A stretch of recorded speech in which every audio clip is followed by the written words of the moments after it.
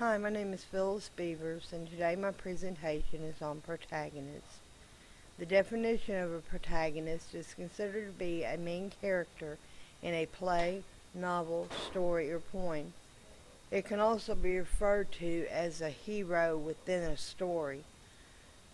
The three works that I chose from the ancient era was the Epic of Gilgamesh, from the medieval era was Beowulf, and from the Renaissance was Much Ado About Nothing. In the Epic of Gilgamesh, we find out after a while into the story that Gilgamesh himself is our protagonist. Gilgamesh has a rotten behavior and makes the citizens of Uruk pray to the gods for help. This leads to the creation of Enkidu. It is the idea of Gilgamesh to fight Humbaba. He also rejects Ishtar, who inspires her to send in the Bull of Heaven, which is a set of chain of events that leads to Enkidu's death. The grievance that Gilgamesh has for Enkidu's death inspires him to go on his journey beyond the end of the earth. Our next story that we read about and talk about is Beowulf. We find that he is our protagonist in the story, and it also took us a while to figure this out. He is the hero and he faces many giants. The first giant he goes up against is Grendel, who is a mysterious monster that plagued a neighboring nation where Beowulf and all of them lived. Beowulf seeked honor and glory. Grendel. He is a hero in the eyes of his fellow men, just like Gilgamesh. This was due to his strength and courage as he traveled through many obstacles to get home and many trials along the way. Gilgamesh and Beowulf were trying to find out exactly who they were and where they belonged in life. The third monster that Beowulf encountered, he left the outcome of this in God's hands. He was fighting Grendel's mother, and the reason for this is because she was seeking revenge for the death of her son. Finally, at the end of the story, Beowulf's kingdom is attacked by a dragon. Beowulf is now old and well established and far past his glory days.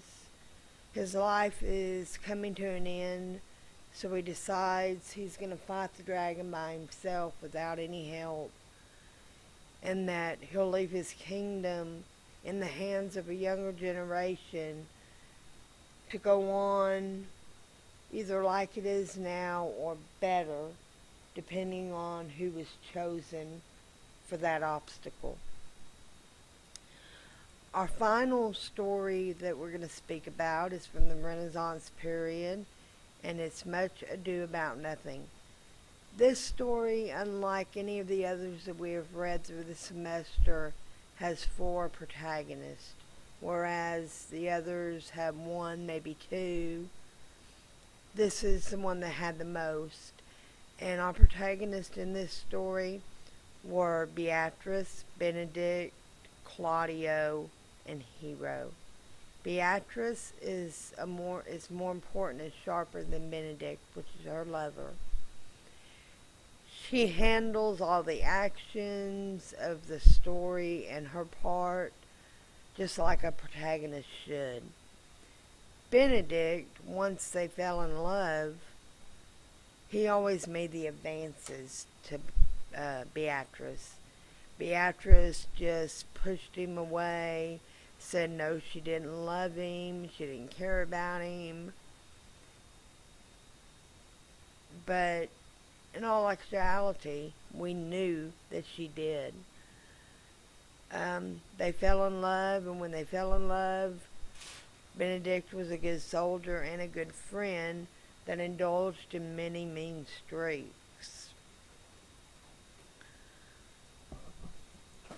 Hero, who we find out is the fiance to Claudio, faked her death due to a slanderous act of being seen one night up in her window, as was thought it was her and another gentleman.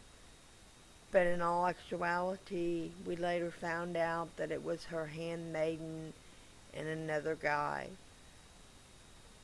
which turned Claudio to think that he had cheated on her, that he didn't care about her, or that she didn't care about him, rather, and that she didn't love him like she said she did.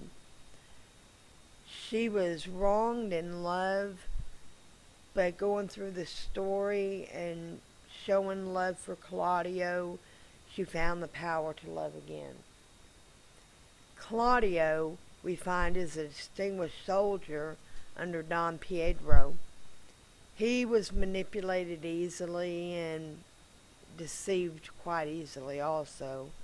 He had no modesty for real apologies, but he was in love with Hero. He loved her till the end of the earth and back.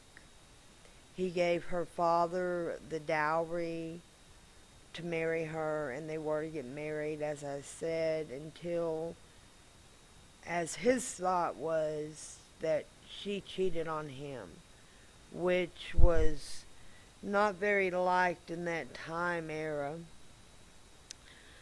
We see that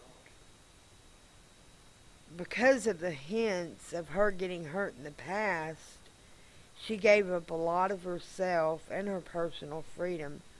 Therefore, like Beowulf and Gilgamesh, she is a strong person who cares about others more than herself.